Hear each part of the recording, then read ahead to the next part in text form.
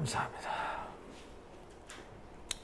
자, 이제 우리가 2장 에베소 교회 지난주에 했죠. 에베소 교회 이제 7교회 이야기, 7교회 이야기죠. 그 7교회 이야기가 여기 지도에 보면은 이렇게 되어 있습니다. 아시아에 있는 7교회인데요. 여기 위치가 어디냐면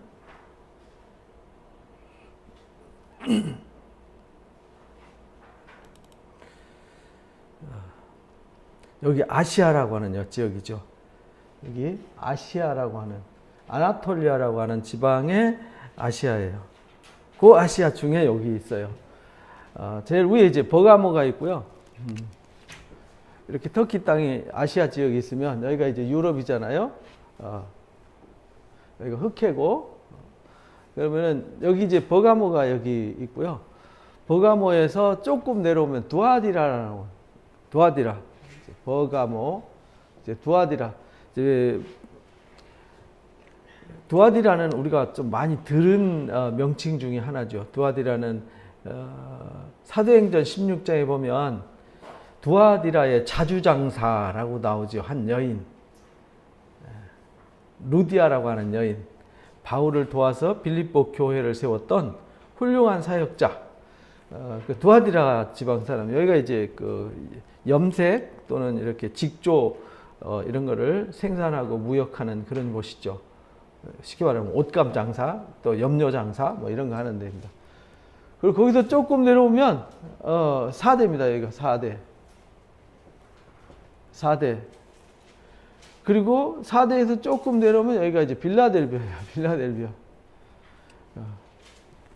그리고 거기서 조금 내려오면 이제 파묵갈레라고 있습니다.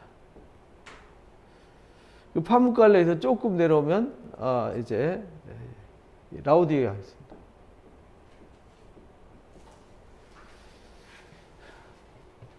이 파묵갈레가 여기는 이제 히에라볼리라 그러죠.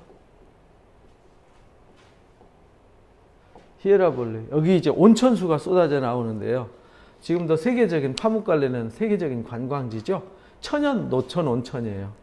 천연 노천 온천. 그래서 펄펄 끓는 유황 온천이 올라와요.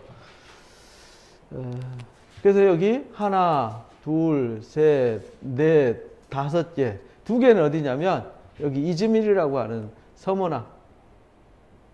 그 다음에 여기 에베소. 사실 여기 제일 큰 도시가 이제 에베소하고 서머나입니다. 그 다음에 이제 가장 영향력이 있었고 그 당시 행정 중심 역할을 했던 데가 여기가 또 버가모입니다. 버가모.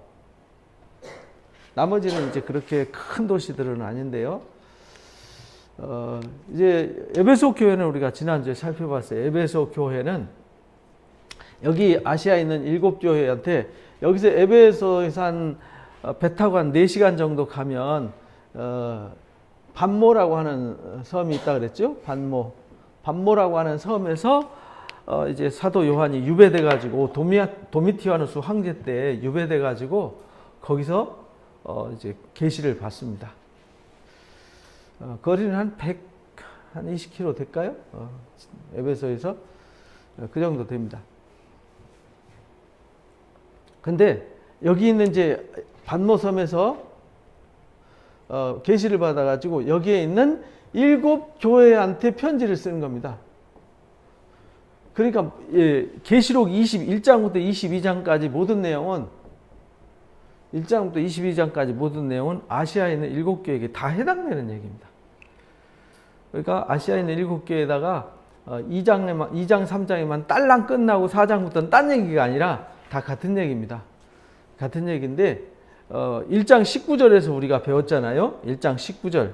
그래서 우리가 성경을 잘 배워야 돼요. 이 예언을 읽는 자, 듣는 자, 그 가운데 기록된 것을 지키는 자가 복이 있다라고 22장에 말했는데 이 예언의 말씀을 읽는 자, 듣는 자, 그 가운데 기록된 것을 지키는 자가 복이 있다. 여기 시작도 1장 3절에서 똑같이 말했어요.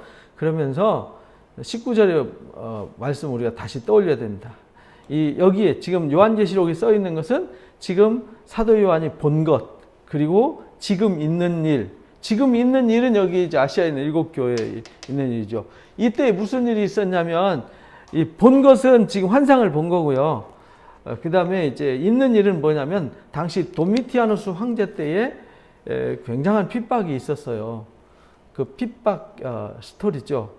그 당시에 로마 제국에 황제를 숭배하는 황제 숭배 사상이 있었어요. 근데 기독교인들이나 유대인들은 황제 숭배를 하지 않았잖아요. 그래서 핍박을 많이 받았거든요.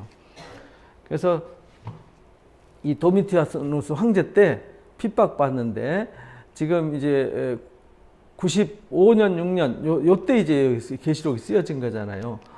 성경에 이제 요한은 거의 98세에서 100세까지 살았다 이렇게 전해지고 있어요. 명확하게 이제 몇 살까지 살았다 하는데 전승에는 보통 98세에서 100세까지 살았다 이렇게 봅니다. 에베소에서 예수님의 모친 마리아를 부탁받았잖아요. 십자가상에서 예수님이. 그래서 마리아를 모시고 살았다. 그래서 마리아를 위한 기념교회가 있고요. 거기서 이제 에베소 공회를 열게 되죠. 그러면서 이제 예수님의 모친 마리아가 누구냐라는 문제를 이제 다루게 되지 않습니까? 그래서 요 일곱 교회에게 지금 편지를 쓴 내용인데, 그러면은 이 아시아에 있는 일곱 교회가 어떤 교회인지를 알아야 요한계시록을 알 수 있는 거예요. 그러니까 1장에는 예수님이 계신데 예수님이 누군지, 예수님의 모습을 얼굴부터 시작해서 눈빛, 입, 그 다음에 목소리, 그 다음에 입고 있는 옷, 가슴에 어떤 그 금띠, 빛난 주석, 오른손에 일곱 별을 붙잡고 금조태 사이로 왕래하시는 분, 이렇게 이제 정의를 내려놨잖아요. 그리고는 이제 있는 것, 그 다음에 장차 될 일을 기록하라. 그래서 장차 될 일을 기록한 거예요. 근데 여기서 말하는, 지난주에 말씀 나눴듯이 종말이라는 개념과 말일이라는 개념은 다르다, 이렇게 이제 우리가 배웠어요. 종말이라는 말은 예수님의 십자가 사건을 계기로 해서 다시 오심, 이게 종말이다.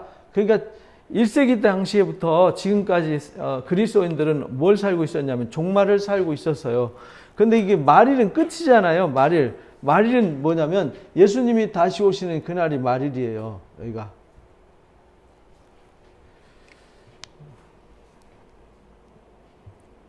그래서 여기서부터 예수님의 십자가 사건부터 시작해서 다시 오심까지의 내용이 이 성경의 계시다. 그래서 계시라는 말은 감추었던 것을 이제 보여주는 것이다. 근데 여기 이제 아시아에 있는 일곱 교회 편지를 했는데, 에베소 교회에다 편지 쓰면서 이 일곱 교회가 이제 먼저 일곱 교회가 특성이 있어요. 특성. 똑같지 않아요. 교회마다 다른 교회들이 많이 있었어요. 거기에 다른 교회들이 많이 있는데 일곱 교회를 대표적인 사례로 뽑아서 이 성경을 기록해서 던졌단 말이에요. 그러니까 이 일곱 교회가 장차 지구상에 주님 오실 때까지 이 땅에서 종말을 살아가는 모든 그리스도인들에게 다 해당되는 이야기라, 그런 말입니다. 누구는 에베소 교회와 같은 상황에 처할 수 있고, 사대 교회가 될 수 있고, 라우디아 교회가 될 수 있고, 버가모 도아디라 같을 수 있고, 서머나나 빌라델비아 교회처럼 믿음을 잘 지키는 교회도 있을 것이다, 이렇게 가르쳤어요.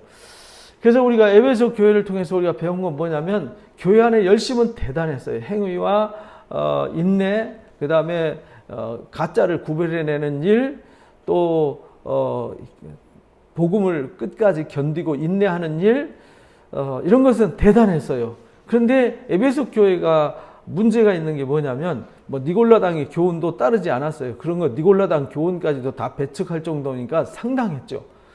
근데 첫사랑을 잃어버렸다. 처음 사랑을 잃어버렸다. 복음의 처음 사랑을 잃어버렸어요. 그래서 오늘날 교회들이 복음의 처음 사랑, 순수함을 잃어버렸어요. 그래서 교회 안에서 열심히 하면서 주의를 열심히 하면서 싸워요. 주의를 열심히 하면서 갈등을 겪어요. 이게 이제 에베소 교회예요. 이런 교회는 하나님의 촛대를 뭐 한다고요? 옮겨버리겠다. 내가 주님이 교회를 세운 이유와 목적을 잃어버린 거죠. 교회가 세워진 것은 교회에서 일하라고 교회를 세운 게 아니에요. 뭐 봉사 많이 하라고, 헌신 많이 하라고, 뭐 수고 많이 하라고, 뭐 모임 많이 하고, 뭐 이런 거 하라고, 무슨 이 사회사업 많이 하고 뭐 이런 거 하라고 교회가 있는 게 아니란 말이에요. 진실한 하나님의 사랑을 깨닫고 그 사랑으로 한 생명을 사랑하고 한 생명을 살리고 치유하고 회복하라고 세워주신 거잖아요. 그 본질적인 목적을 잃어버린 교회.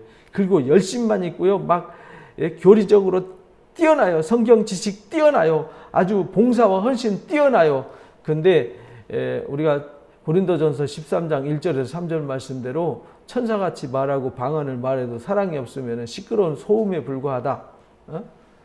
정말 성경을 다 암송하고 산을 옮길 만한 믿음이 있고 하나님의 비밀을 다 알아도 사랑이 없으면 아무것도 아니다. 내 몸을 불사르도록 헌신하고 내 재산 다 털어서 구제하고 나눠줘도 사랑이 없으면 아무것도 아니다. 그러니까 믿음, 소망, 사랑 이것은 항상 있지만 그 중에 제일은 뭐라고요? 사랑이다. 그러니까 기독교의 본질은요, 사랑입니다. 예를 들어서 우리 교회도 여기 하나님 우리를 불러주시고 세워주셔서 여기서요, 우리 교회가 무슨 이 사업을 많이 했느냐, 행사를 많이 했느냐, 프로그램을 많이 했느냐, 뭐 교회 청소를 많이 했냐, 지역사회 뭐 봉사했냐, 그런 것 때문에 교회가 있는 게 아니라는 거예요. 그거는 부차적인 일이죠. 부차적인 일. 에너지가 남아 돌아서 그 에너지가 흘러가서 자연스럽게 되는 일들이죠. 본질적인 일이 뭐냐면 그게 메인이 아니라는 거예요. 그게 주가 아니라는 거예요. 우리가 비록 수가 적고 그렇다 할지라도 진실한 그리스도의 사랑으로 서로 끝까지 서로 용납하고 서로 격려하고 위로하고 도우면서 진심으로 사랑하고 하는 이 사랑이 풍성한 교회, 하나님이 원하시는 것이 그거라는 거예요. 그래서 우리가 하나님의 그 풍성함을 받아서 누리고 누린 그 사랑이 넘쳐서 나눠줄 때 그게 자연스럽게 봉사가 되는 거죠. 그래서 사랑이 없는 봉사가 아니라 진실한 사랑이 담겨진 봉사와 나눔이 이루어질 때 그것이 진짜 교회의 모습이다. 근데 에베소 교회는 그렇지 않았다. 그러다 보니까 교회가 시끄럽죠. 갈등이 생기죠. 상처받는 사람이 생기죠. 그러니까 거기에는 성령이 함께 하시지 않을 수도 있다. 이런 말입니다. 주님이 촛대를 옮겨버린다는 얘기는 성령이 함께 하시지 않는다. 주님이 함께 하시지 않는다. 이제 21세기에는요, 그런 교회들이 많아진다는 거예요. 갈수록 주님의 나라가 가까울수록 그런 교회가 많아지는데 그런 교회는 종말을 준비하는 교회가 아니다. 그래서 그런 교회는 깨어나야 된다. 정신을 차려야 된다. 첫사랑을 회복해야 된다. 첫사랑을 회복하는 것이 뭐냐면 이기는 거예요. 성령이 무슨 얘기하는지 성령이 교회들에게 하시는 말씀을 들어야 돼. 1장 7절에 나오죠.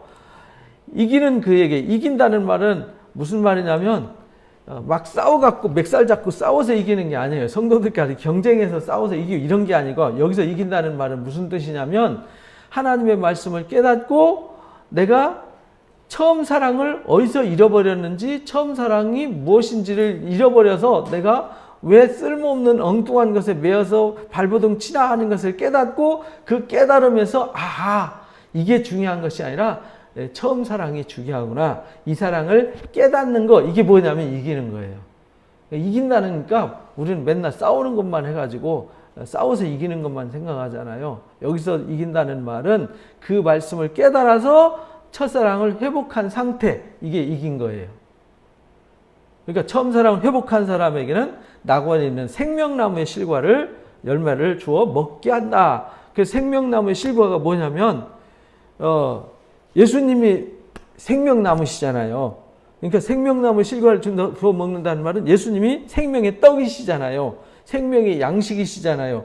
그래서 우리가 진짜 예수님의 생명을 공급받는다. 예수님의 생명을 공급받는 사람은 그 속에 생명이 있다. 영생이 있다. 이렇게 말씀하셨잖아요. 요한복음에 보면은. 요한복음 얘기는 전부 다 그 얘기예요. 예수님을 우리가 믿고 영접해서 그리스도의 생명이 내 안에 거하면은 그리스도를 영접해서 그리스도의 생명이 있으면 내가 생명이 있는 거다. 그러나 내 안에 그리스도가 없으면 생명이 없는 거다. 이렇게 가르쳐요.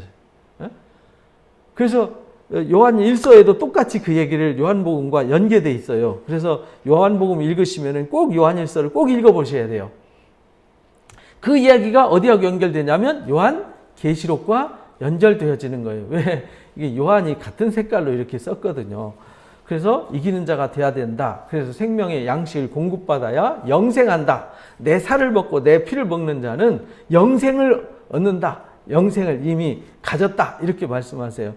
그러니까 우리가 처음 사랑을 회복해야 영생에 이를 수 있다. 이런 뜻이죠. 그리고 생명의 만나를 매일 공급받을 수 있다. 처음 사랑이 회복되지 않으면 생명의 양식이 공급될 수가 없어요. 왜? 갈등과 쓸모없는 경쟁과 쓸모없는 일에 매여가지고 차단돼서 하나님의 은혜가 생명의 말씀과 생명의 능력이 우리한테 올 수 있는 길이 차단돼 버린다. 그런 뜻이에요. 차단돼 버리니까 생명의 양식을 주어도 못 먹는 거, 못 받게 되는 거죠. 그러니까 열심히 일하고 버림받게 되는 이런 상태가 되는 것입니다. 그 다음에 이제 서머나 교회 얘기 두 번째 오늘 이야기는 서머나 교회에서 편지한다. 처음이며 마지막이며 죽었다가 살아나시니 이렇게 말해요. 그러니까 이 각 교회에 예수님이 말씀하실 때 그 교회에 다가가는 주님의 모습이 어떤 모습이냐를 보여주시는 거예요. 에베소 교회는 7뼈를 붙잡고 7 금초대 사이로 다니시는 이 7교회 사자들과 곧 하나님이 보내신 사자를 붙잡고 그 교회를 통해서 하나님 일하시는데 그들이 처음 사랑을 잃어버리면 촛대 옮기겠다는 거고요. 여기 이제 서머나 교회는 처음이며 마지막이요 죽었다가 살아나시니 그러니까 예수님은 이 4대 교회 서머나 교회에게 처음이며 마지막이신 주님이에요. 그리고 죽었다가 살아나신 주님이 그들에게 있어요. 그러니까 그들에게 신앙이 그게 필요한 거예요. 지금 서머나 교회의 상황에 처해 있는 교회는 세상의 모든 것의 시작과 끝이 주님이 돼야 되는데 다른 것이 시작이 되고 끝이 되어 있는 상황이 있다라는 뜻이죠. 반대로. 내가 내 환난과 궁핍을 안다. 내가 내 환난과 궁핍을 안다. 그러니까 이 서머나 교회는 환난이 있고 뭐가 있는 교회예요? 궁핍이 있는 교회예요. 그런데 실상은 내가 부요한 자다. 이렇게 가르칩니다. 고린도후서 6장에도 바울이 그렇게 말하잖아요. 우리가 이 세상에서 버려진 것 같고 부족하고 가진 거 없어 보이지만은 실상 우리가 그리스도를 소유했기 때문에 모든 것을 소유한 거예요. 그죠? 여기 이제 환난과 궁핍을 안다. 자칭 유대인이라 하는 비방도 내가 안다. 실상은 유대인이 아니고 사탄의 회당이다. 이렇게 말해요. 사탄의 회당, 무리들이다. 이런 말이죠. 이게 무슨 뜻이냐면 그러면 이제 우리가 에베소 교회의 백그라운드를 우리가 지난주에 공부를 했잖아요. 에베소 교회는 이 사도행전 19장 얘기였잖아요. 거기 이제 브리스길라 아굴라가 그 교회를 가서 세우게 되고 아볼로가 그 교회에서 섬기게 되고 사도 바울이 가서 두란노 서원에서 2년 동안 집중 제자 양육을 하게 되고 거기 디모데가 가가지고 또 바울이 로마 감옥에 있을 때 거기서 이제 에베소 교회를 섬기잖아요. 그리고 사도 요한이 그 교회 가서 섬기잖아요. 그래서 거기는 굉장히 영성이 뛰어나고 제자 훈련이 잘 되어지고 인구도 많고 대도시이기 때문에 교회도 탄탄하고 괜찮은 동네란 말이에요. 이제 그런 곳에 대단한 지도자들이 대단한 에너지를 쏟아서 거기서 이제 파송돼 가지고 주변에 아시아 7교회가 세워진 거거든요. 그 외에 다른 교회들도 그만큼 모교의 역할을 했던 대단한 교회였다. 전통도 뛰어나고. 근데 이 서머나 교회는 어떤 교회였냐면 로마에게 굉장히 사랑받는 교회였어요. 로마 사람들한테. 왜냐하면 로마가 전쟁 벌일 때 자기 진짜 겨울에 추워서 그들이 전쟁터에 나와서 떨고 있을 때 자기 옷을 벗어서 로마 군인들한테 바칠 정도로 대단한 열정. 그래서 로마 황제가 굉장히 좋아하는 동네였어요. 사랑받는 동네. 그리고 온화하고 따뜻하고 아름답고 경치 좋고 굉장히 괜찮은 동네예요. 지금도 터키의 3대 도시 중에 하나거든요. 터키 3대 도시 중에 하나예요. 제일 이제 이스탄불과 앙카라 다음으로 큰 이제 그 도시가 이즈미르라고 하는 이 서머나 지역이에요. 굉장히 뒤에 산이 이렇게 둘러 진치고 있고 아름다운 도시, 그리고 그다음 로마 때부터 에너지를 쏟아서 사람들한테 사랑받는 도시 중에 하나였어요. 근데 거기에 유대인들이 많이 살았어요. 그러니까 그 지역 사람들 정서가 친로마적이었어요. 그리고 유대인들이 많이 살았어요. 그러니까 여기 있는 기독교인들은 친로마적이지 않은 사람, 유대인이 아닌 사람들이란 말이에요. 근데 유대인들이 부자였고 친로마인 사람들이 부자였어요. 그 틈바구니 속에서 가난하게 사는 사람들이 이 에베소 교회 성도들이었어요. 그래서 궁핍했어요. 그런데 로마 사람들이 핍박하고 도미티아누스 황제 때 거기다가 유대인들이 또 핍박을 해요. 이 샌드위치가 돼 있어요. 그래서 환란이 많은 동네였어요. 환란이 많고 궁핍이 있는 동네였어요. 그리고 유대인들이 아주 이방인들보다 더 심하게 괴롭혔어요. 우리 사도행전 13장에도 보면은 비시디아의 안독에서 선교할 때 이런 일이 있었어요. 사도행전 13장에 보면은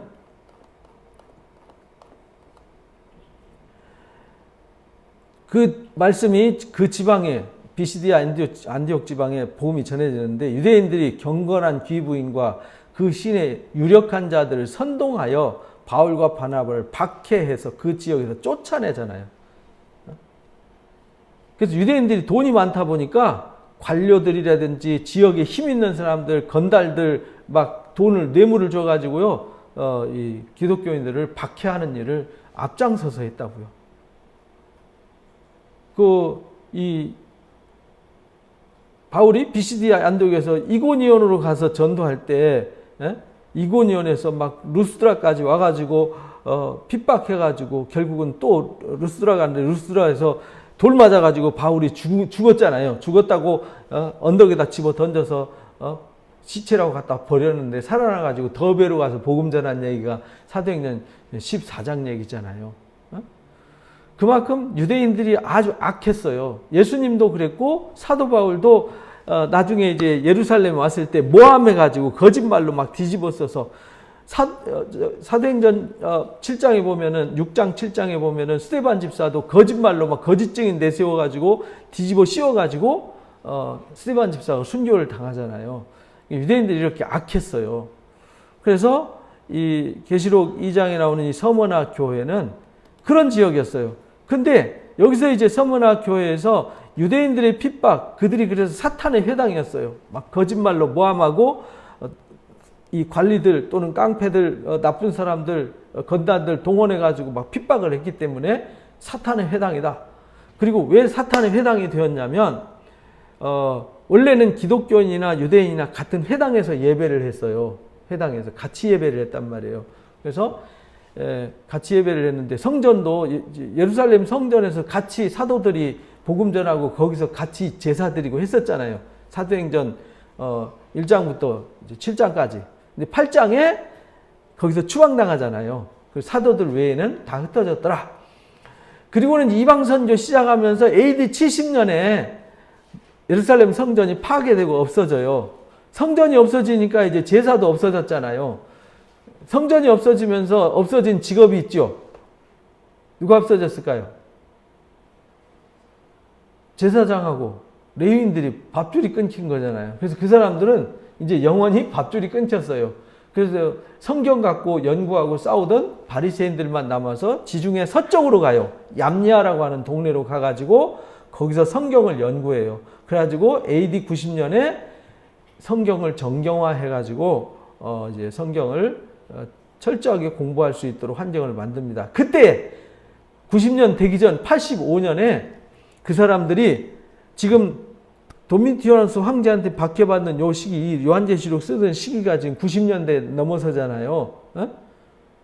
90년에서 95년 사이 요때 이제 쓴 거니까 약 1년 반 정도 반모섬에 유배되어 있었잖아요. 그러니까 그때가 90년 초냐, 94년, 5년 시기냐, 뭐 이렇게 말했는데 대부분 90년에서 95년 사이의 사건이란 말이에요. 근데 그 당시에 이미 회당에서 사건이 벌어졌어요. 이 유대인들이 회당에서 예배할 때 기도문 낭독을 해요. 기도문. 18축복 기도문을 낭독하는데 그 18축복 기도문 중에 12번째에 나사렛 예수당, 나사렛 예수 믿는 사람들을 저주해달라고 저주 축복문을 거기다가 삽입을 해요. 그러니까 같이 예배 드리면서 나를 저주해달라고 예배할 수는 없잖아요. 그래서 그들이 기독교를 내쫓아버리고 저주해버리고 그러면서 역사 속에서 영원히 결별을 해요. 공식적으로 AD 85년에. 그래서 그때부터 유대인들은 회당에서 계속 예배를 했고 기독교인은 가정교회식으로 예배를 하기 시작해요. 그래서 이 회당으로 모여든 이 유대인들은 계속 나사렛 예수 믿는 사람들을 저주하는 일을 지금까지 하고 있는 거예요. 지금도 그거 낭독을 하거든요. 지금도. 그러니까 2000년 동안 기독교를 저주했단 말이에요. 예수님 믿는 사람들을. 유대인들이 지금도 저주하고 있어요. 우리를. 나쁜 사람들. 그래서 이들이 사탄의 회당이 되는 거예요. 하나님이 없는 저주의 당이 돼버린 거죠. 그런데다가 이 사람들이 이 서머나 지역을 아름답게 꾸밀 때에 헌금을 많이 했어요. 국가에다가 헌납을 많이 해서 그 시에 공헌이 많아요. 그리고 로마 황제가 그 도시를 다스리면서 그 황제가 사랑하는 도시에다가 황제 신상을 세워놨어요. 그리고 1년에 한 번 황제 앞에 가서 누구나 다 황제가 퀴리오스가 돼야 돼요. 그가 주가 돼야 되는 거죠. 주.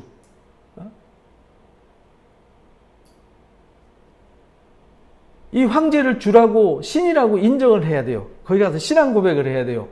안 그러면은 다 죽습니다. 근데 그걸 거부하는 사람들이 누구였냐면 기독교인들이었어요. 그 중에 그 유명한 사람이 폴리갑이라고 이제 2세기 초에 순교를 하게 되는데 그 폴리갑이라는 사람이 묶여가지고 잡혀갔어요. 근데 워낙 덕망이 있었기 때문에 그 동네에서 존경받고 인정받는 사람이었어요. 그래서 화형시키기 전에 당신이 다른 거 아무것도 안 해도 된다. 1년에 한 번, 한마디 황제가 주라고 황제를 키리오스라고 고백만 한 번만 해라. 그것만 하면 당신은 죽이지 않겠다. 당신이 신앙생활하는 거 자유롭게 할 수 있도록 보장해 주겠다. 근데 그 폴리갑이라고 하는 요한의 제자가 그렇게 말했어요. 여보시오, 내가 80년, 그때가 86세였어요. 86년 동안 주님이 나에게 은혜를 베풀고 나에게 함께해서 나에게 한 번도 안 좋은 일을 하신 적이 없다. 나를 배신한 적도 없고 나에게 해를 끼친 적이 없으시다. 근데 어떻게 내가 주님을 배신할 수 있겠느냐. 그래서 결국은 이제 화형을 당하거든요. 근데 화형을 당할 때 겁을 줄 때 그렇게 말해요. 당신들은 나를 잠깐 이 뜨거운 불의 재앙과 고난으로 겁을 주지만 여러분들은 영원히 불타는 지옥에서 영원한 형벌을 받는다는 사실을 왜 알지 못하요? 라고 그들한테 안타까운 마음으로 그들한테 복음을 전하고 순교를 했어요. 그래서 이 폴리갑의 그 유명한 일화가 지금까지도 전해지고 있죠. 이 서머나 교회가 그런 교회였어요. 가난하고 유대인들의 핍박과 로마인들의 그 박해 속에서 신앙을 지키는 사람들이었어요. 그래서 여기 이제 환난과 궁핍을 안다. 너는 장차 받을 고난을 두려워하지 마라. 그래서요, 이 고난을 받을 수밖에 없는 환경에 있었어요. 마귀가 장차 너희 가운데 몇 사람을 옥에 던져 시험을 받게 하고 10일 동안 환난을 받게 해요. 여기 10일이라는 말은 짧은 기간을 말하는 거예요. 10일이라는 말은 1, 2, 3, 4, 5, 6, 7, 8, 9, 10이 아니에요. 성경에 1000년 동안 왕노릇한다는 말은 영원히 왕노릇한다는 뜻이죠. 여기는 또 너희가 10일 동안 환난을 당한다는 말은 짧은 기간에 환난을 당할 거다 이런 말이죠. 그러나 내가 죽도록 뭐하라고요? 죽어도 내 신실함을 포기하지 마라. 내가 화형을 당하고 이 검투사 경기에 투입되고 짐승의 밥이 되고 하더라도 내가 주님을 향한 신실함, 믿음, 그것을 포기하지 마라. 그게 내가 죽음이 너를 삼킨다 하더라도 내 신앙을 포기하지 마라. 이게 죽도록 충성하라예요. 우리는 이제 죽도록 충성하라 그러면 교회에서 막 봉사 많이 하고 헌신 많이 하고 막 이거 충성하라, 그게 아니고요. 죽음이 너를 삼켜도 내 믿음을 포기하지 않고 지키는 거, 이게 뭐냐면 충성이에요. 주님을 향한 충성이죠. 신실함을 포기하지 마라. 그러면 내가 생명의 관을 내게 주리라. 여기 생명의 관이라는 말은 스테파노스를 말하는 거예요. 경기에서 승리해가지고 이긴 자에게 씌워주는 면류관을 말하는 거죠. 이 생명의 면류관. 내가 그런 죽음의 위협과 환난과 고난과 역경과 어려움을 극복하고 믿음을 지켰기 때문에, 믿음을 지켰어요. 그들과 멱살 잡고 싸워서 이긴 게 아니에요. 그들의 환난과 박해로부터 자신을 지킨 거죠. 지켜서 이긴 거예요. 지켜서 끝까지 이겼기 때문에 생명의 면류관을 얻게 되는 거죠. 이 서머나 교회를 향한 축복이에요. 귀 있는 자는 성령이 교회들에게 하시는 말씀을 들어라. 귀가 있다면. 그러니까 이 귀가 있는데요. 하나님의 말씀을 알아듣고 성령이 뭐라고 말씀하시는지 알아듣는 귀가 있고요. 못 알아듣는 귀가 있어요. 그래서 이제 이사야서 6장에는 귀가 있어도 듣지 못해요. 눈이 있어도 보지 못해요. 마음으로 생각지도 못해요. 이것이 믿음이 없는 사람들, 성령이 없는 사람들의 사고방식이죠. 그래서 귀 있는 자는 성령이 교회들에게 하신 말씀을 들어라. 이기는 자는 둘째 사망의 해를 받지 않아요. 그래서 내가 죽을 때까지 신앙을 포기하지 않고 끝까지 믿음을 지키면 영원한 생명을 얻어요. 사망, 둘째 사망. 지금 폴리갑처럼 화형으로 죽는 것은 순식간이잖아요. 금방 몇 분 안에 타서 죽지만 그건 이제 첫째 사망이잖아요. 육체의 옷을 벗는 상태. 육체의 옷을 벗는 건 순식간이지만 예수님이 십자가 지실 때 죽으시잖아요. 십자가에서 죽으시는 건 하루잖아요. 하루. 아침 9시에 십자가에 매달려서 오후 3시에 운명하셨으니까 6시간 동안 매달려서 고통하시지만 그 고통 후에 죽으셨지만 하나님이 다시 영원히 살리셔서 하나님 보좌 우편에 영원히 앉아 계셔서 왕노릇 하시잖아요. 그것처럼 이기는 자에게는 둘째 사망의 해, 심판을 받지 않는다. 그래서 영생하게 된다라는 사실을 가르쳐 주셨어요. 그래서 에베소 교회를 통해서 우리가 교회 안에서 시험 들고 교회 안에서 잘못된 신앙으로 하나님이 함께할 수 없는 신앙을 만들지 마라. 이게 이제 말세를 만난 사람들 우리의 신앙이란 말이에요. 근데 이 스토리가 뒤에 이제 4장부터 그런 사람들한테 하나님이 어떤 일들을 펼치는지를 공개를 하시는 거예요. 여기 서머나 교회처럼 환난과 핍박이 있는 교회도 있다라는 겁니다. 그런데 여기는 책망이 없죠. 책망이 없어요. 충성하라 권고만 있어요. 이기는 자에겐 둘째 사망의 해를 받지 않게 하겠다. 이래서요, 서머나 교회는 책망을 받지 않는데 에베소 교회는 책망을 받아요. 그래서 빌라델비아 교회와 이 서머나 교회는 책망을 받지 않습니다. 왜냐하면 이들은 적은 믿음을 가지고 가난하고 어려운 환경 속에서 신앙을 잘 지킨 사람들이에요. 그래서 우리가 지난주에도 우리가 계속 말씀을 들었습니다마는 신앙이라는 것은 광야가 필요한 거다. 배부른 사람들은 신앙을 버리고 포기할지 몰라도 배고프고 힘들고 고난이 있는 사람들은 절대 하나님을 버리지 않는다. 그래서 오히려 그런 사람들이 더 하나님을 간절히 찾고 심령이 가난한 자, 갈급한 자, 그들이 하나님 나라를 소유하게 된다.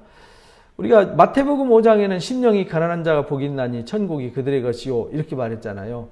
근데 누가복음 6장에서는 뭐라고 말하냐면 실제 삶 속에서 가난한 사람들은 복이 있다 이렇게 말해요.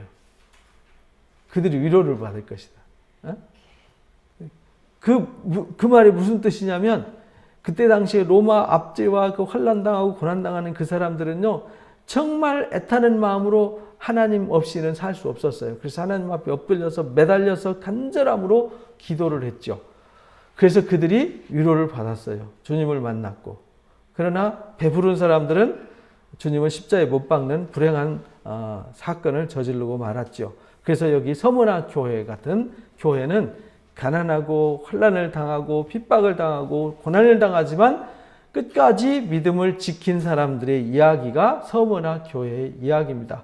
그래서 마지막 계시록에 종말이 고할 때에 이 말일에 주님 다시 오실 때 어린 양의 신부로 준비된 사람들이 누구냐면 서문화 교회 같은 사람들이었다. 이렇게 말합니다. 그러니까 우리가 어떤 위기와 상황 속에서도 내 신앙을 포기하지 않을 수 있는 신앙. 이거 그냥 우리 듣기는 쉽지만 실제 상황이 되면 쉽지 않습니다. 여기 이제 버가모 교회 이야기가 나오는데 이 버가모 교회도 이제 비슷한 교회인데 여기 이제 좌우에 날선검을 가진 이가 말씀하시죠. 좌우에 날선검. 날선검을 가졌다는 얘기는 이 검이라는 건 이제 싸우는 거잖아요. 칼로. 칼이라는 것은 싸우는 거란 말이에요. 이 싸움을 위해서 이 주님이 이 버가모 교회에 오셨어요. 이 서문화 교회는 처음이며 마지막. 그리고 죽었다가 다시 살아나셨어요. 그래서 환난을 당하고 그들이 화형을 당하고 그들이 순교를 당해도 다시 사는 역사가 있어요. 그래서 서문화 교회는 그렇게 말씀하신 거예요. 근데 여기 버가모 교회는 좌우에 날선 검을 가지셨어요. 주님이. 내가 어디서 사는지 내가 안다. 버가모 교회가 여기 버가모 왕국이 당시에 가장 번성하고 화려한 왕국이었는데요. 이 버가모 왕국은 특징이 거기에 문화도시였어요. 문화도시. 굉장히 화려한 문화도시였는데 알렉산드리아의 클레오파트라 아시죠? 클레오파트라가 싫어하는 도시 중에 하나였어요. 왜냐하면 이 장서가 문서죠. 문서가 한 20만 개를 보관할 정도로 그 당시 요즘 20만 개는 아무것도 아니지만 그 당시에는 어마어마한 도서관이었거든요. 그러니까 삐져가지고요. 그 서판을 만들어서 보관하는 그 재료가 어디서 수출을 했냐면 이집트에서 수출했어요. 그 파피루스를. 그래서 클레오파트라가 야 파피루스 보내지 마. 수출 금지령을 내렸어요. 요즘 트럼프처럼. 수출 금지령을 내렸어요. 그러니까 이제 거기 버가모에서 큰일 났잖아요. 그래서 그들이 세상에 사람이 궁하면 통한다 그러잖아요. 큰일 났다. 어떻게 하면 되냐 해서 연구해서 나온 것이 뭐냐면 양피지입니다. 양피지. 양피지 두루마리 있죠? 그래서 양피지 두루마리가 탄생하게 된 거예요. 그래서 양피지 두루마리로 더 파피루스보다 더 많은 글을 더 많은 자료를 모아놨던 그런 도시였어요. 근데 이 버가모 왕국이 그렇게 이제 문화도시였고 그게 또 의술의 도시였어요. 의술의 도시. 아스클레피온이라고 하는 이 의술의 신전이 있었어요. 그 아스클레오피스라고 하는 의술의 신이 있었거든요. 제가 거기 가보니까 실제 이렇게 하면 나을 수도 있겠다. 그래서 병원으로 가는 길에 자갈밭을 만들었어요. 몽돌 자갈. 사람이 환자가 갈 때는 거기로 걸어가야 돼요. 그리고 족탕 있죠. 요즘 우리 뭐죠? 발 담가서 이렇게 하는 거 족욕이라 그러나요? 족욕. 그 족욕탕이 있더라고요. 그리고 심리치료하는 이 지하 터널이 있어요. 지하 터널 들어가면 물이 흘러요. 그럼 또롱또롱또롱 물 흐르는 소리가 굉장히 기분 좋은 소리가 들려요. 거기를 산책을 해요. 그러면은 중간에 구멍이 뚫려 있어요. 그 위에서 그 신전 제사장들이 당신의 병은 아스클레피오스 신이 당신의 질병을 치유할 것이요 라고 이제 위에서 선언을 해요. 그럼 이 사람이 내 병은 치유된다. 하나님 내 병을 저 신이 나를 치유해 준다 그랬다. 심리적 치료를 하는 거죠. 그리고 맑은 물소리와 함께 신의 음성을 듣는 곳이에요. 그래서 치료를 많이 해서 사람들이 많이 몰려드는 곳이었어요. 그러니까 의술의 도시였죠. 근데 그 의술의 돈 아스클레피온 그 신전에 뱀이 그려져 있었어요. 그러니까 거기에는 의술의 신 또는 로마 황제의 신 이런 신들이 있어가지고요. 기독교인들이 굉장히 싫어하는 동네 중에 하나였어요. 그래서 내가 어디에 사는지 안다라는 말이 그런 말입니다. 그래서 거기에 사단의 우위가 있다. 사탄이 그래서 거기에 그런 뱀신 또는 다른 신들이 많았고요. 그 로마 황제의 신도 세워놨어요. 그래서 황제한테 신앙 고백을 하자면 안 되는 서문화 교회처럼 거기 사탄의 권자가 있는 데였더라. 지금도 가니까요. 거기에 이 봉우리처럼 돼가지고요. 어디 헤로디움처럼 그렇게 생겼어요. 높은 위에 신전과 함께 아주 화려한 궁전을 꾸며놔놓고요. 거기에 나무가 있는데 나무에다가 온갖 무당 끝내놓듯이 소원을 써놔놓고 기도문 써서 막 하얗게 나뭇잎파리처럼 붙여놨더라고요. 사탄의 권자가 있는 데라 내가 내 이름을 굳게 잡아서 내 충성된 증인 안디바가 너희 가운데 곧 사탄이 사는 곳에 죽임을 당할 때에도 나를 믿는 믿음을 저버리지 않았다. 이 버가모 교회가 그런 사탄의 권자가 있고요. 그런 문화가 있고 용성한 도시고 의술의 신이 있는 도시고 뱀이 있는 도시고 황제의 신상을 세워놓고 숭배하는 도시인데 거기서도요 믿음을 지켰어요. 그래서 그 신에 굴복하지 않았어요. 그래가지고 이 안디바는요 놋가마에다 넣고 삶아 죽였어요. 그래도요 신앙을 포기하지 않았어요. 대단하죠. 우리 같으면 놋가마솥에 넣어놓고 불 떼서 막 죽이면 살려주세요 하지 않겠어요? 근데 잔인하게 이렇게 순교를 시키는데도요 그들 신앙을 버리지 않는 교회. 여기가 어디였냐면 버가모 교회였어요. 그러나 내게 두어 가지 책망할 것이 있다. 여긴 책망을 당하죠. 내게 발람의 교훈을 지키는 자가 있다. 발람이 발락을 가르쳐 이스라엘 자손에게 걸림돌을 놓아 우상의 제물을 먹게 했고 행음하게 했네. 이와 같이 니골라당의 교훈을 지키는 자가 있다. 그러니까 발람의 교훈과 니골라당의 교훈이 비슷했어요. 발람의 교훈은 뭐냐면 탐욕을 자극시켜서 탐욕과 음행을 자극하는 거잖아요. 발람이 탐욕 때문에 하나님의 명령을 거역하고 이스라엘 가서 저주했는데 저주를 축복으로 바꿔주셨잖아요. 하나님이. 그리고 갈 때 하나님이 자꾸 이제 저주하려고 그러면 축복하게 하시니까 소스를 제공해 주고 가죠. 민수기 25장에 저 사람들 여자를 좋아하니까 모압 여인들 예쁘니까 그 모압 여인들하고 음행하게 하고 그들과 어울리게 하면 그 신들의 음란한 제사에 참여하게 되고 그들이 신의 제사에 참여하게 되면 하나님 미워서 그들 징계할 겁니다 하고 소스를 제공해 주고 가요. 근데 진짜 그렇게 해가지고 시므온 지파가 거의 몰살하게 되잖아요. 그러므로 회개하라. 그리고 여기 이제 니골라당은 어떤 교훈이냐면 영지주의자예요. 영지주의자. 도덕 무용론. 쉽게 말하면 율법 폐기론. 율법 필요 없다는 거예요.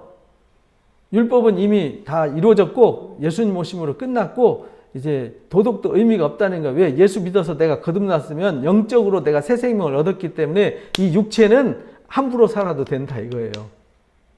그리고 나를 새롭게 하는 건 영적인 지식이 나를 새롭게 하는 것이지 이 육체와 사실은 이게 영육이 변화받아야 되는 거잖아요.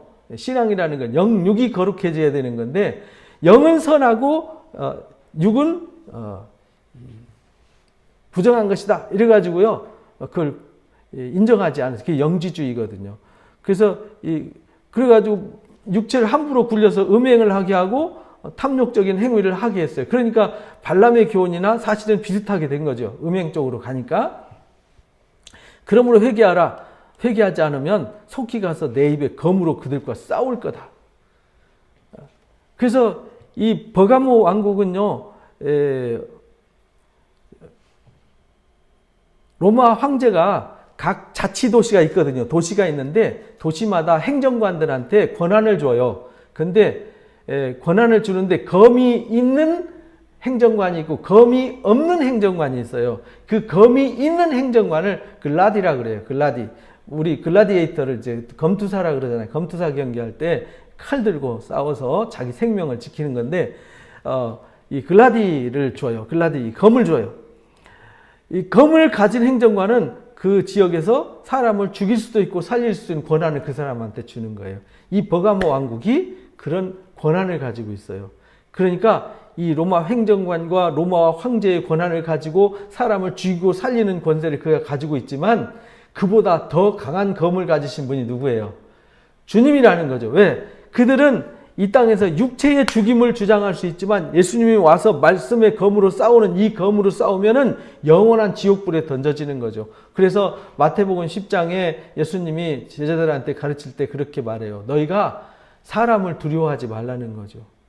핍박, 이 육체를 죽이고 육체를 괴롭게 하는 그 핍박 두려워하지 말라는 거죠. 영원히 사람을 지옥불에 들어가게 하시는 하나님을 두려워하라는 거죠.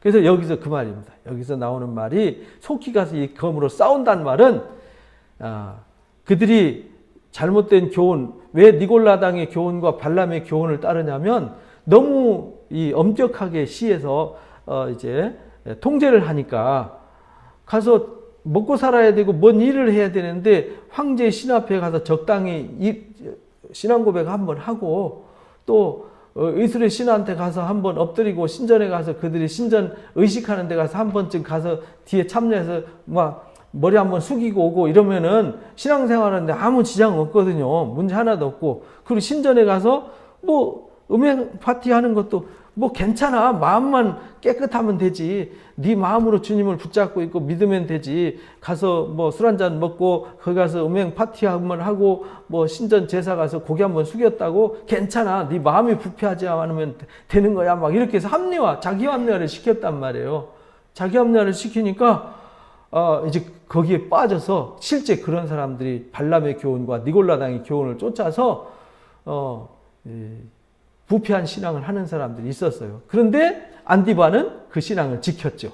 그래서 순교를 당한 거잖아요. 그런데 그들이 칼을 들고 죽이는 권세를 가지고 황제 앞에 가서 신앙 고백을 하고 하니까 그 신앙을 이기지 못하는 사람들이 있었어요. 그때 그들을 향해서 주님이 싸워주시겠다 이렇게 말하는 거죠. 그래서 성령이 교회들에게 하시는 말씀을 들어라 이렇게 말하죠. 이기는 그에게 감추었던 만나를 준다. 이기는 그에게. 그러니까 진짜 성령이 교회들에게 하시는 말씀을 들어서 이기는 그들 곧 그 말씀을 깨닫고 발람과 이 니골라당의 교훈을 쫓지 않고 신실한 신앙을 유지하는 사람, 지키는 사람, 그 사람에게 만나를 주신다. 그리고 힌도를 준다. 힌도를 준다는 말은 무슨 말이냐면 사람이 이 재판을 할 때 이제 승리를 하면 힌도를 주고요. 패하게 되면은 검은 돌을 줘요. 그래서 흰돌을 준다는 말은 이기게 하신다는 뜻이잖아요. 흰돌을 줄 터인데 그 돌 위에 새 이름을 기록한다. 받는 자 외에는 알 사람이 없다. 그래서 아브라함도 새 이름을 주셨잖아요. 아브람인데 아브라함이라고 지었고요. 야곱도 이스라엘이라고 새 이름을 주셨잖아요. 그래서 우리도 하나님 나라에 갈 때 새 이름을 주시는 거예요. 새 예루살렘에서 새 하늘과 새 땅에서 새 이름을 가지고 살아가는 것이 하나님의 역사란 말이에요. 그래서 우리가 거듭나서 새 사람이 돼서 죄인이 아닌 하나님의 아들로서의 새 이름을 주는데 이건요 우리 눈으로 보여지지 않아요. 하나님의 은혜로 주어지는 것이기 때문에. 그래서 이렇게 이제 이겨야 된다. 이 상황이 에베소 교회 같은 상황이고 서문화 교회 같은 상황이고 버가모 같은 교회의 상황이 있다라는 겁니다. 그 당시에 그 동네가 어떤 동네였고 그들이 어떤 신앙을 했고 그 상황 속에서 어떻게 신앙을 지켜가야 되는지를 가르쳐 준 거예요. 그래서 우리가 이 신앙의 상태를 이해하지 못하면 뒤에 나오는 4장부터 계시 22장까지 나오는 7인이 띄어지고 7 나팔이 불려지고 7이 대접이 쏟아질 때 나타나는 사탄의 역사에 다 무너지게 되는 거죠. 그래서 무너지는 그들은 회개하지 않아요. 끝까지 재앙을 당할 때도 회개하지 않아요. 발람과 니골라당의 교훈을 쫓는 사람들은요 절대 회개하지 않습니다. 그들은 이기는 자가 아니에요. 그들은 흰 돌을 받는 자가 아니라 검은 돌을 받는 자들이에요. 그래서 그들은 버려진 자가 되는 것입니다. 그래서 우리가 계시록 2장 3장에 나오는 7교회의 특징을 잘 이해를 해야 됩니다. 이걸 잘 이해를 해야 우리가 뒤에 나오는 이 말씀을 이제 바로 이해할 수 있습니다. 그래서 비교표를 잠깐 보시면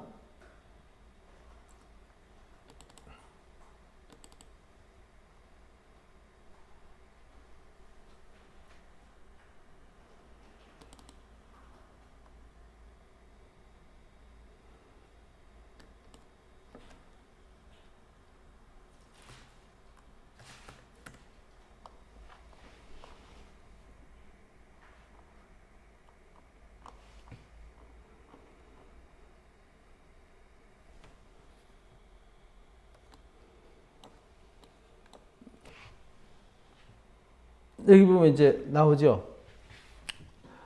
7뼈를 잡고 7 금초대를 다시는 주님의 모습이에요. 그 다음에 칭찬, 책망, 권고, 이기는 자에게 주어지는 축복, 이렇게 이제 정리를 할 수가 있어요. 그래서 주님이 오시는 모습, 이 말은 주님과의 관계를 말하는 거예요. 그 교회에게 주님은 어떻게 그들을 위해서 일하시는 주님의 모습, 그들에게 다가가는 주님의 모습, 그 다음에 주님이 잘하고 있는 것은 칭찬하시고 잘못된 것은 책망하시는 거예요. 책망하는 건 뭐 하라는 거예요? 회개하라는 거죠. 그다음 권고하는 것은 회개하고 돌이켜서 이기는 자가 되라는 권고잖아요. 그리고 이겼을 때에 하나님께서 어떤 은혜와 복을 주실지를 설명해 주는 이야기입니다. 그래서 칭찬, 책망, 권고, 이기는 자, 이 성령의 음성을 듣는 자들은 이것을 이제 깨닫는 거죠. 이것을 깨달아요. 그래서 주님이 그들에게 다가오실 때 어떻게 다가오시는지를 알 수 있어요. 그래서 오늘날 주님이 나한테는 어떤 모습으로 다가올까? 다가온다는 얘기는 나에게 일하실 주님이잖아요. 나를 위해서 나에게 일하시는 주님. 그러면 주님이 나한테 다가오실 때는 내가 부족한 점, 문제가 있으니까, 또는 내가 약하니까, 내가 부족하니까 도와주러 오시잖아요. 또 내가 잘하니까 칭찬하고 뭐하러 오세요? 격려하고 힘을 주러 오세요. 이걸 이제 우리가 이제 7교회를 통해서 깨달아야 된다.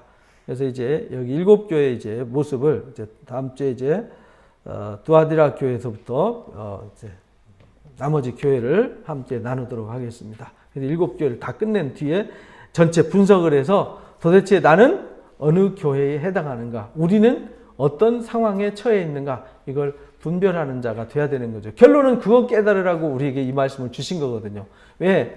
시대마다 만약에 지금 우리가 일제시대 때 살고 있다. 그러면은 제일 마음에 와닿는 교회의 모습이 어떤 모습일까요?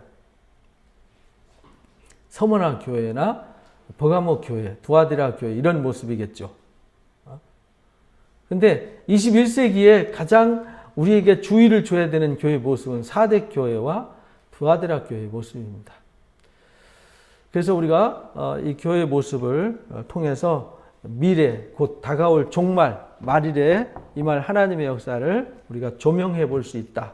그래서 계시록 이야기는 그걸 통해서 조명해 보고 내가 누군지, 우리가 어떤 위치에 있는지, 그래서 주님 다시 오실 때 그리스도의 신부로 준비되려면은 무엇을 새롭게 해야 하고 어떤 것을 이기고 극복해야 되는지를 가르쳐주는 생명의 말씀이다 라는 것을 가슴에 새기시고 이기는 자 되시기를 주님의 이름으로 축복합니다. 기도하고 마칩니다. 귀한 시간 주셔서 오늘도 귀한 말씀으로 일깨움 주시니 감사합니다. 요한계시록의 말씀은 말세를 살아가고 종말을 살아가고 있는 사람들에게 끝까지 믿음을 지킬 것을 권고하시는 생명의 말씀입니다. 세상의 사탄이가 어떻게 하면은 우리를 넘어지게 할까, 우리를 올무 함정에 빠지게 할까, 우리를 부패하고 타락시킬까, 온갖 괴계와 술수를 써서 일하고 있습니다.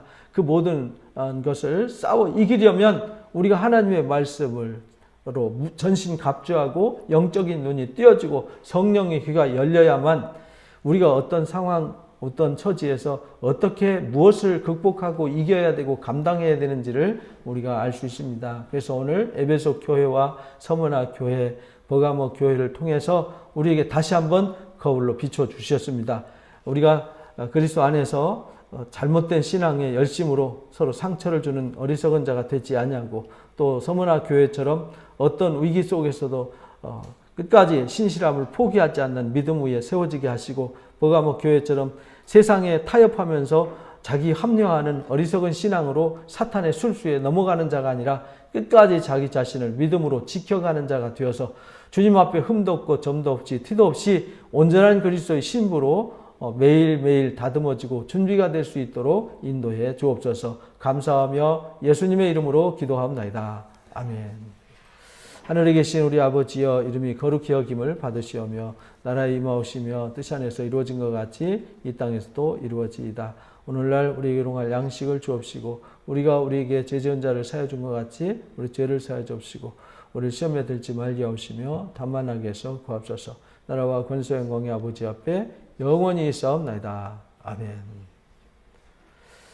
감사합니다. 말씀 마칩니다.